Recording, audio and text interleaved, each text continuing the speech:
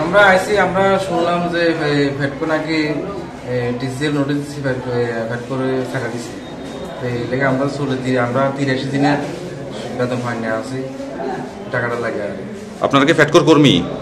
ফেডকোর মধ্যে ছিলাম, এখন তো আর ফেডকোর কর্মী আর করি আর। আপনারা কি টাকা এখনো ক্লিয়ার হয়নি? না না। তো এরকম আপনারা কতজন স্টাফ আছেন ফেডকোর?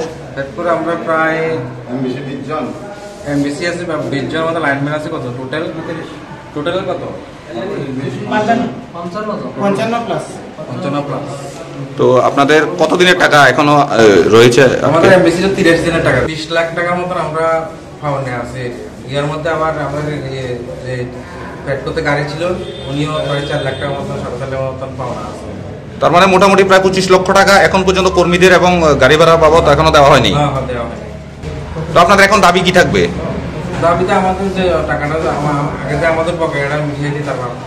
তো ফেডকোর যে স্টাফরা ছিল তাদের পেমেন্টগুলো কি সব ক্লিয়ার হয়ে গেছে? এখনো আমাদের পেমেন্ট হয়নি, তো অতি সত্যি পেমেন্টগুলো ক্লিয়ার করা হবে, তারপরে আমরা এখান থেকে প্রসেস করছি। সাবরুমে কত এখন পর্যন্ত পেন্ডিং রয়েছে কর্মচারীদের টাকা? কর্মচারীদের টাকা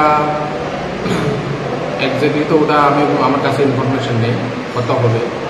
তো ওটা কারণ একটার আমরা লাইন স্টাফের স্যালারি ডিফারেন্ট থাকে, কে বা কার টাকা কত হবে ওটা আমার কাছে ইনফরমেশন নেই।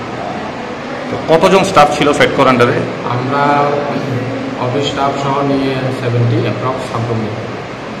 তো বর্তমানে তাদেরকে কি করার নির্দেশ দিয়েছে আপনাদের উপর থেকে?